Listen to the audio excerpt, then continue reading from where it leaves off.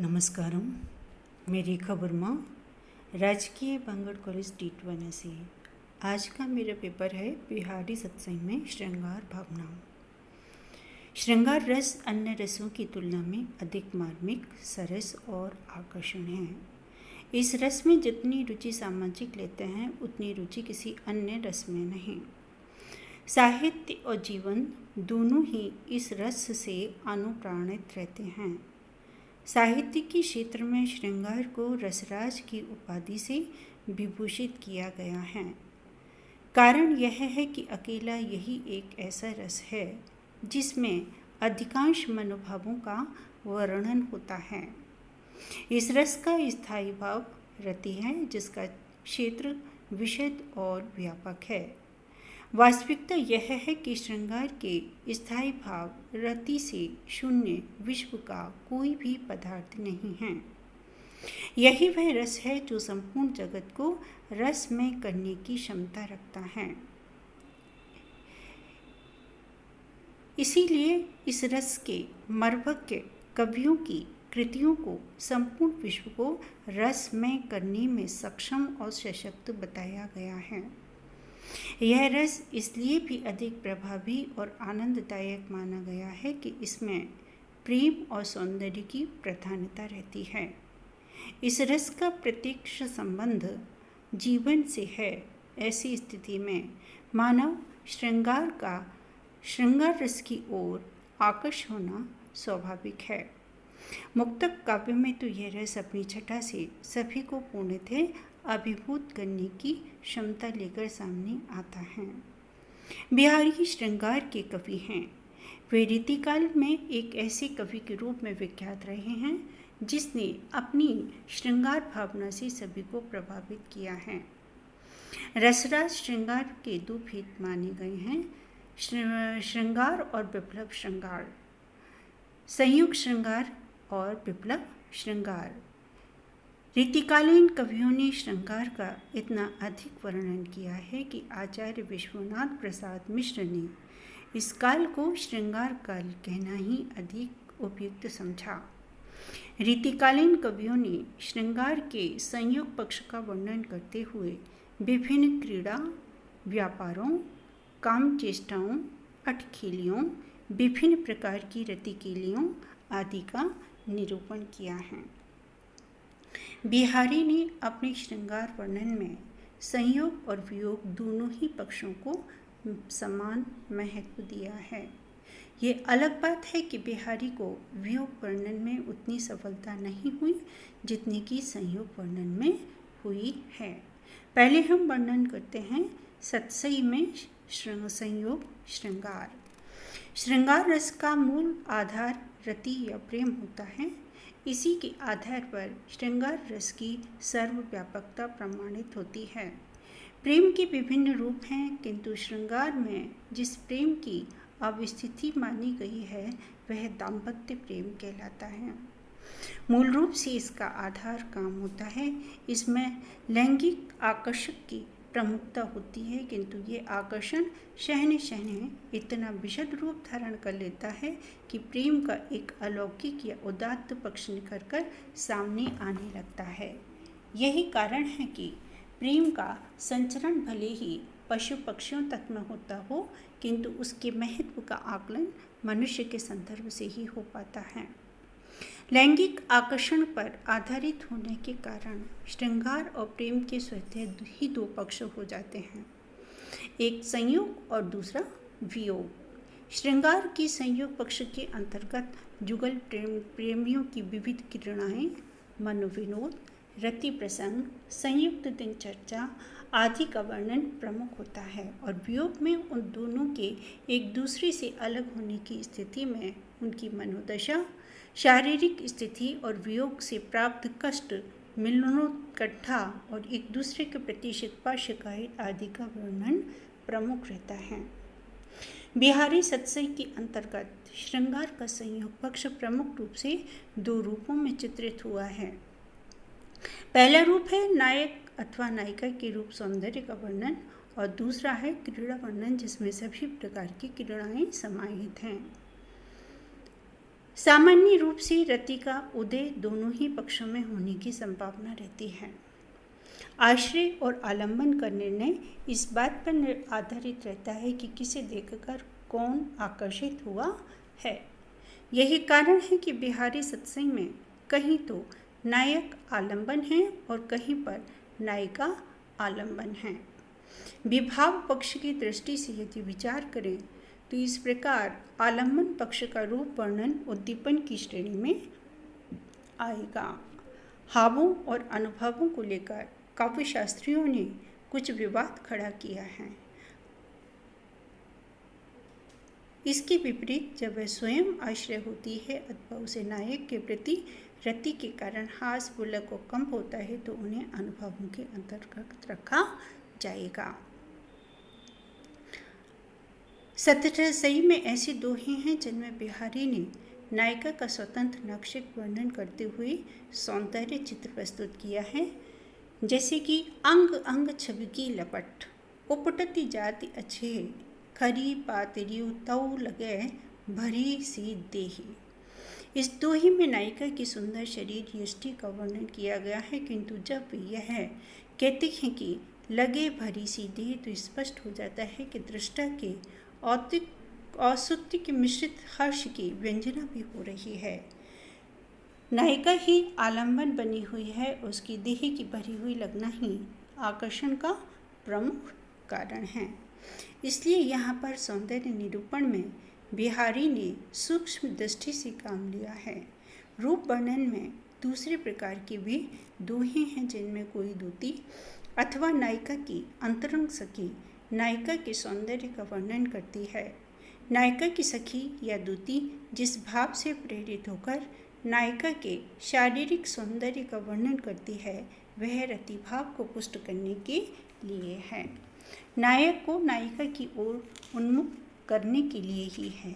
बिहारी के रूप वर्णन को कुछ लोगों ने नक्शिक वर्णन की रुचि पूर्ति के लिए योजनाबद्ध बताया है। संभव है कतिपय दोहे इस प्रकार की कल्पना की पुष्टि करते हों, किंतु इससे यह प्रमाणित नहीं होता कि बिहारी का सौंदर्य वर्णन प्रभावोत्पादक नहीं है। बिहारी के सौंदर्य वर्णन को रसिकता से युक्त नहीं माना जा सकता है। बिहारी के दोहे हैं अनयारे दीरक द्रगुण किति न तरुणी समान वह चितवन और कछु जिहि बस होत सुजान। इस दोहे में चितवन को और कछु से जोड़कर जो व्यंजना की गई है उससे बिहारी के सौंदर्य निरूपण की सूक्ष्मता स्पष्ट हो जाती है। इसी प्रकार सौंदर्य अनुभूति को जागृत करने वाले दोहे बिहारी में देखने को मिलते हैं, जैसे कि बिहसती सकुचती सी हिये कुछ आचर्य बिचवाही भीजे पटपट को चली न्याय सरोवर माही सहज सेत पंच तोरिया परिहरत अति छवि होत जल चादर के दीप लो जगमगाती तनि ज्योत। इतना ही नहीं, बिहारी ने जहाँ नायक की भावगत दिशा को प्रमुखता देकर सौंदर्य का बिंब प्रस्तुत किया है वे स्थल भी अत्यंत आकर्षक बन पड़े हैं। जैसे सौंदर्य अभिधात्मक नहीं है। नायक को नायिका की मुद्रा इतनी आकर्षक प्रतीत होती है कि वह अभिभूत होकर कह देता है कि ऐसे ही रही नारी। इस कथन में नायक के हृदय में उठने वाले कितने ही संचारी भाव एक साथ व्यक्त हो जाते हैं। लालसा, उद्वेग, मृदुलता, संतोष, असंतोष, औत्सुक्य और हर्ष आदि कितने ही संचारियों का संकेत इस पंक्ति से हो जाता है। वास्तव में बिहारी का नायक कहना चाहता है कि जिस मुद्रा में नायिका छीकी पर रखी हुई पात्र को उतार रही है उस मुद्रा के कारण उसके वृक्ष में विशेष तनाव उत्पन्न हो जाता है। उस तनाव के कारण नायक के मन में अनेक भाव उत्पन्न होते हैं। अहे दहेड़ी जिनधरे जिनतु ले ही उतारी नीके हुए छीके छुबे ऐसे रही नारी। दूसरा उदाहरण है फिर चित उत ही रहत, टूटी लाज की लाव, अंग अंग छवि झोर में भयो भोर की नाव। इस दोहे के अंतर्गत नायिका के सौंदर्य सरोवर में नायक का मन जिस प्रकार अभिभूत हो गया है, उसे भाव विह्वल दशा की संज्ञा दी जा सकती है।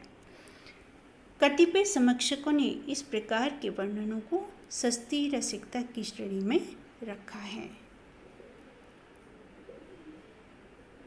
अतः जहाँ जहाँ बिहारी ने ऐसे भाव व्यक्त किए हैं, उन्हें हल्का नहीं मानना चाहिए। बिहारी ने कहीं कहीं स्वयं नायिका के द्वारा सौंदर्य की अभिव्यक्ति कराई है। रूप वर्णन की दृष्टि से नायिका ने अपने उन नेत्रों की निंदा में जो कुछ कहा है, वे वास्तव में निंदनीय नहीं है। उसी से तो नेत्रों का सौंदर्य व्यक्त होता है। लाज लगाम न मानही, नैना मुँह बस नाही, ये मुँह जोर रंग लो, ऐंचत हूँ बड़ी जाही।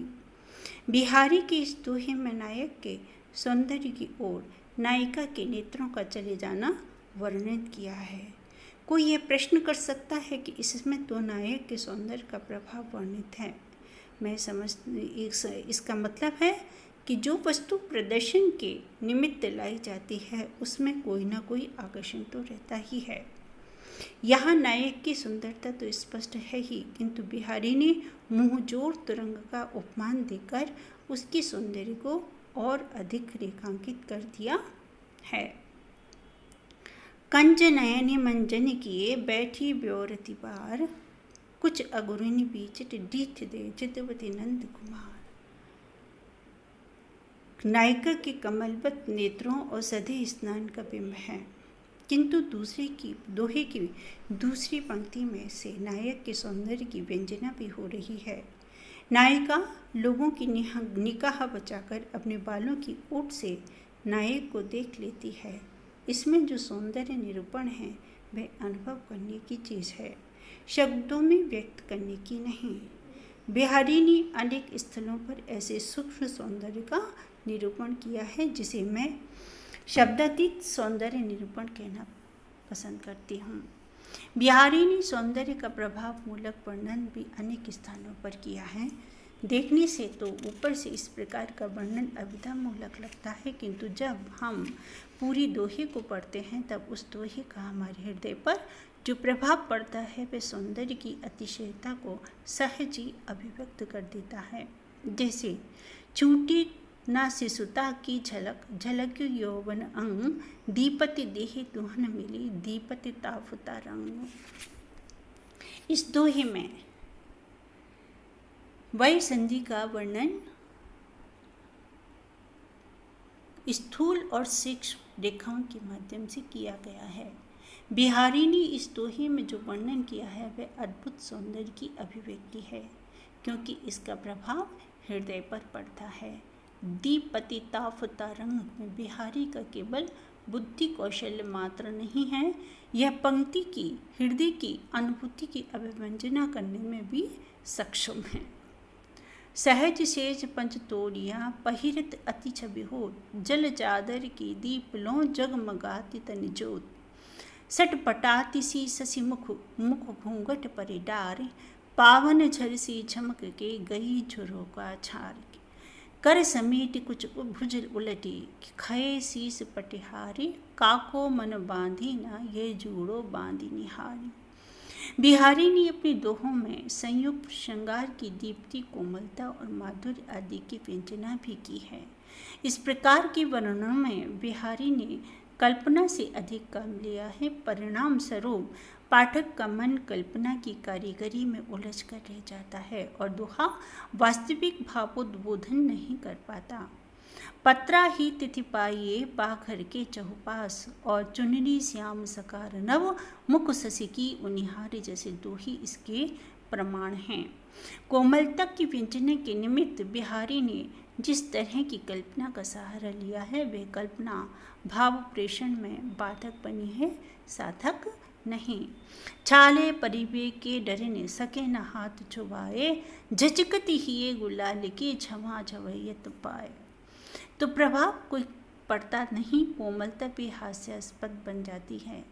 कहने का अभिप्राय यह है कि बिहारी का रूप वर्णन आकर्षण तो है और अधिकांशतः ऐसा ही है, किंतु कहीं कहीं वे कल्पना के प्रभाव में पड़कर वास्तविकता से दूर चले गए हैं और सौंदर्य वर्णन हास्यास्पद सा हो गया है। इसके बाद हम वर्णन करते हैं अभिसार वर्णन।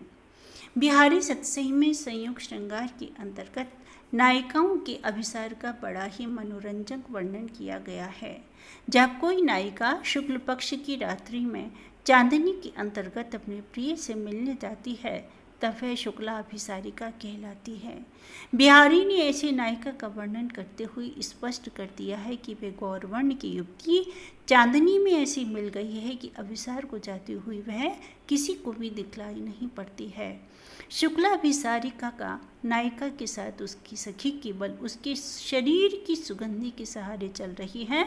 बिहारी वर्णन करते हैं, जुबती जोहन में मिली गई नेक न होती लखाई, सौंधे के डोरे लगी अली चली समझाई।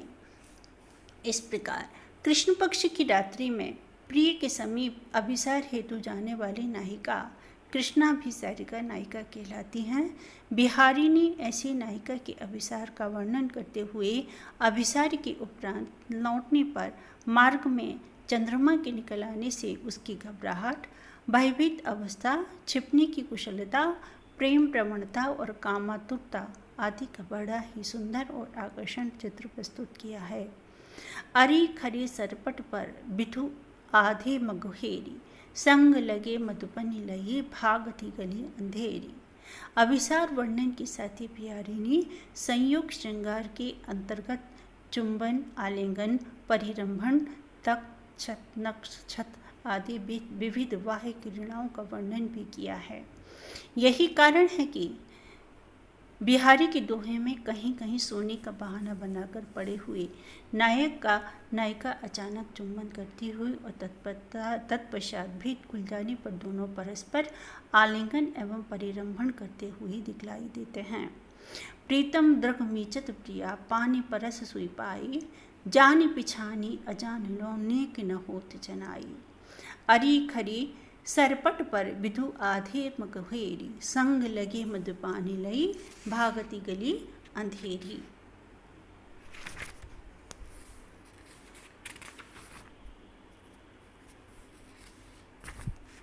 इसके बाद हम वर्णन करते हैं विप्लव श्रृंगार का। यौवन की उद्दप्त दोपहरी में जब नर नारी के बीच दृष्टि विनिमय होता है तब हृदय कलिका खिल उठती है और एक अद्भुत आनंद रग रग में दौड़ जाता है। इसी आनंद का विकास अनेक रूपों में होता है, किंतु जब किन्हीं कारणों से प्रिय और प्रिया का मिलन नहीं हो पाता है तब दोनों जिस वेदना का अनुभव करते हैं उसी को वियोग या विप्लव श्रृंगार कहा जाता है। वेदना के क्षणों में हृदय कलिका मुरझा जाती है, आनंद की लहरियां समाप्त हो जाती हैं और वसंत में ही पतझड़ की अनुभूति होने लगती है। यह स्थिति न केवल विषम और पीड़क होती है अपितु प्रेमियों की स्थिति को शारीरिक और मानसिक दोनों ही स्तरों पर विषाद युक्त बना देती है। विषाद, अवसाद और पीड़ा के सघनतम क्षणों में हृदय जैसी शून्यता से भर उठता है और ना तो कुछ अच्छा लगता है और जो कुछ अच्छा है वह भी दाहक लगने लगता है। हिंदी साहित्य में ऐसी वियोगपरक स्थिति का निरूपण अधिकांश कवियों ने किया है। सबको अपनी अनुभूतियाँ रही हैं और सभी ने अपनी अनुभूतियों को शब्दबद्ध करने के लिए अपना अपना ढंग खोज निकाला है। बिहारी का भी अपना ढंग है। जिस प्रकार उन्होंने श्रृंगार पक्ष को प्रस्तुत किया है उसी प्रकार वियोग श्रृंगार को भी चित्रित किया है। काव्यशास्त्र में श्रृंगार को रसराज की पदवी प्रदान की गई है और संस्कृत के आचार्यों ने उसके सुखात्मक और दुखात्मक पक्षों का निरूपण करते हुए श्रृंगार का विवेचन किया है। वियोग श्रृंगार में नायक तथा नायिका में पारस्परिक मिलन और समागम का पूर्ण अभाव रहता है। एक प्रकार से विप्रयोग श्रृंगार नायक और नायिका के समागम के पश्चात होने वाला विछोह है। इसके बाद हम आते हैं पूर्व राग पर। बिहारी ने पूर्व राग के जो चित्र प्रस्तुत किए हैं उन्हें यदि हम सदाशयता से के साथ देखें परखें तो वे बड़े आकर्षक प्रमाणित होते हैं। ध्यान देने की बात यह है कि बिहारी ने पूर्व राग के अंतर्गत नायिका की बाह्य दशा की अपेक्षा उसकी मनोदशा का वर्णन अधिक सूक्ष्मता और भावात्मकता के साथ किया है। दर्शन से उत्पन्न इस प्रेम के निमित्त आंखें दोषी हैं, अतः नायिका अपने विरह की व्यंजना आंखों पर रोष करते हुए कहती है। नेत्रों से तीर जब घायल कर देते हैं तो क्या स्थिति होती है, उसे बिहारी लिखते हैं। अली इन लोचन सरन को खरो विषम संचार, लगे लगाई एक से दहु पानी करत सुमार। इस दोहे में पूर्वानुरागनी नायिका की मनोदशा का मनोवैज्ञानिक चित्र प्रस्तुत किया गया है। वास्तव में वह अपनी वेदना का बखान नहीं करती है, अपितु व्यंजना का सहारा लेकर अपनी अनुभूति को संप्रेषित करना चाहती है। इसी प्रकार दूसरा दोहा है, इन दुखिया अखियान को सुख सिरजों ही नाही, देखे बने न देखती अन देखे अकुलाही। इन आँखों का दुखिया विशेषण नायिका की संपूर्ण दर्पण को व्यक्त करने में समर्थ है। दूसरी पंक्ति की व्यंजना नायिका की उस मानसिक अवस्था को स्पष्ट कर देती है जब वह नायक को देखकर प्रेमाभिभूत होकर अश्रुपूर्ण हो जाती है। इतना ही नहीं, अश्रुपूरित होने के कारण वह प्रिय को न देख पाने की विकलता का अनुभव की करती है। वास्तव में पूर्व राग की यह स्थिति सस्ती कामुक छिछोरी भावना के कर टाली नहीं जा सकती है। देखे बने ना देखते में नायिका की जिस चित्तवृत्ति का परिचय दिया गया है वह विप्लव श्रृंगार के अंतर्गत अनूठी चीज है। दूसरा उदाहरण है, इतते उतते इते छिन्न काहू ठहराती, जक न परत चक्रे भरी फिरी आवती फिरी जाती।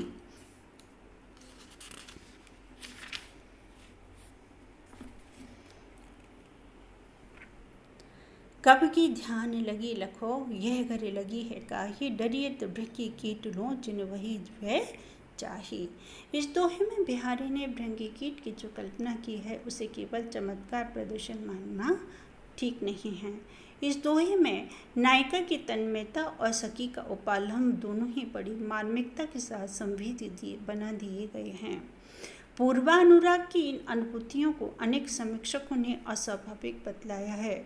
यह तो ठीक है कि पूर्व राग में उत्कट अभिलाषा मात्र है, इसलिए वेदना का विस्तार दिखलाने की वो जगह वहाँ नहीं रहती है, किंतु पूर्व राग में विरह की लंबी चौड़ी भूमिका के निमित्त भले ही कम स्थान प्राप्त हो, किंतु उसकी जो गहराई है उसी कम आंकना नहीं चाहिए। इसके बाद आता है मान। रीछ और खींच दोनों का गहरा संबंध है।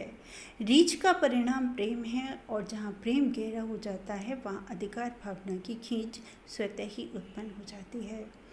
प्रेम में रूठ जाना प्रेम की सघनता के द्योतक है, न कि उसके अभाव का। रूठने के बाद मान मनोबल की जो प्रक्रिया प्रारंभ होती है उसकी अपनी मिठास होती है, उसमें जो रस है वह अन्यत्र नहीं है। यदि प्रेम ही प्रेम हो, उसमें रूठना और मनाना न हो तो प्रेम ऊप का पर्याय बन जाता है। उसमें एक रसता आ जाती है और ये बतलाने की आवश्यकता नहीं कि एक रसता जड़ता की निशानी है और जड़ता निष्क्रियता की ओर जड़ व निष्क्रिय होकर व्यक्ति कहीं का नहीं रह पाता है। इसी कारण प्रेम के अंतर्गत नायिका के मान या नायक के रूठने और परस्पर मनाने को महत्व दिया गया है। सामान्यतः आचार्यों ने मान के वियोग श्रृंगार के अंतर्गत स्वीकार किया है। कारण यह है कि मान के ही प्रेमी और प्रेमिका भले ही एक दूसरे से थोड़ी देर के लिए अलग हों, किंतु होते तो हैं, और ऐसा अलग होना वियोग के अतिरिक्त और क्या हो सकता है।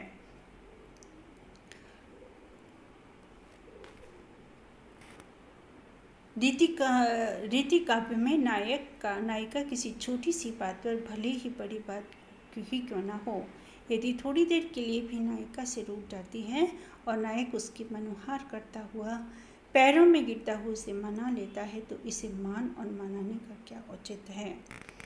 जितना स्वयं प्रेम का जब मान है तो मनोहार भी स्वाभाविक है, फिर प्रेम का मान और उस मान को भंग करने के लिए मनोहार का आयोजन सहज स्वाभाविक प्रक्रिया भी है, और प्रेम के आनंद को कई गुना बनाने वाली प्रक्रिया भी। मान घर के घेरे के भीतर ही होता है, इसलिए वेदना का बड़ा चढ़ा रूप ठीक नहीं है। सामान्यतः मान के दो रूप माने गए हैं, एक प्रणय मान और दूसरा ईर्षा मान। प्रणय मान में विरह अनुभूति के लिए अधिक व्यापक क्षेत्र नहीं होता है। हाँ, वियोग के लिए क्षेत्र अवश्य होता है, किंतु वह इतना विशद और व्यापक नहीं बन पाता जितना कि अन्य प्रकार की स्थितियों में। अहे कहो ना कहो तो सो नंद किशोर, बड़ बोली बलि हो तिकत बड़े धृगनी के जोर। दो अधिकाई भरे एक को कहाई, कौन मनावे को मने माने ना ठहराई। इसी प्रकार ईर्षा का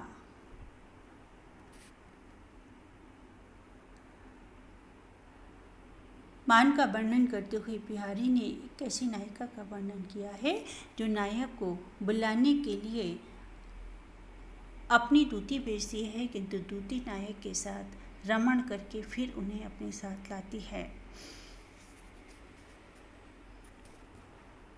अब आता है प्रवास का वर्णन।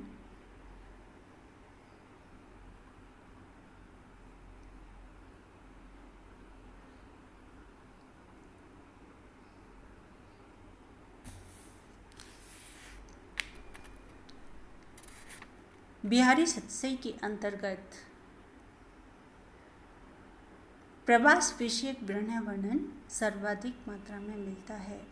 ललन चलन सुनु चुप रही, बोली आप न ईट, राख्यो गही गाड़े करहे, मनु गली गली दे।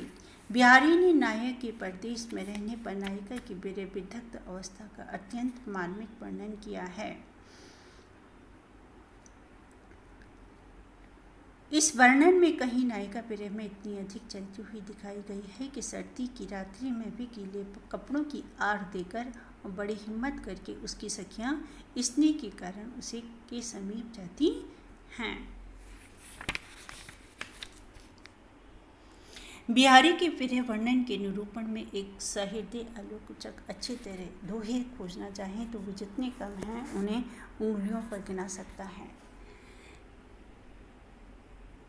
ये दोहे हैं जो प्रभावित करते हैं। उन्हें पढ़कर लगता है कि बिहारी केवल चमत्कार प्रदर्शन में ही कुशल नहीं थे, उनके पास गहरी अनुभूति भी थी, पर न जाने क्यों उन्होंने इस अनुभूति को बहुत कम काम में लिया।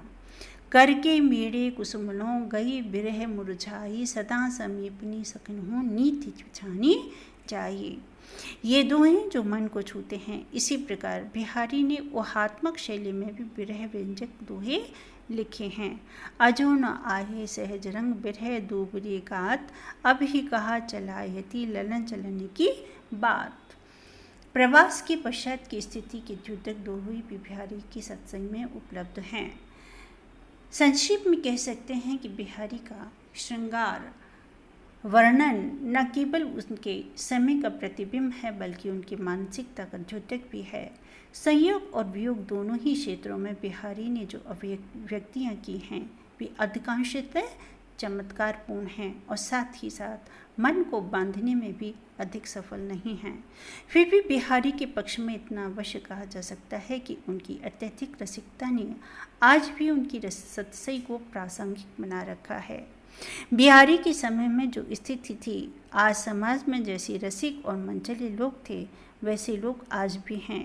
यही कारण है कि बिहारी सतसई ऐसे लोगों के लिए गीता बनी हुई है। यहाँ पर यह कहना पर्याप्त है कि श्रृंगार वर्णन कितने ही कवियों ने किया है, किंतु क्या सभी श्रृंगार बिहारी जैसा ही है, स्पष्टतः नहीं। कालिदास भी श्रृंगार वर्णन करते हैं, प्रसाद भी श्रृंगार के क्षेत्र में काफ़ी भीतर तक घुसे हैं, किंतु रसिकता में सहृदयता का अंश नहीं अधिक है। बिहारी की रसिकता उनकी श्रृंगार भावना को अधिकांश स्थलों पर हास्यास्पद बना देती है। फिर भी यह कहा जा सकता है कि बिहारी का संयुक्त श्रृंगार उनकी वियोग श्रृंगार की तुलना में अधिक प्रभावित करता है। धन्यवाद।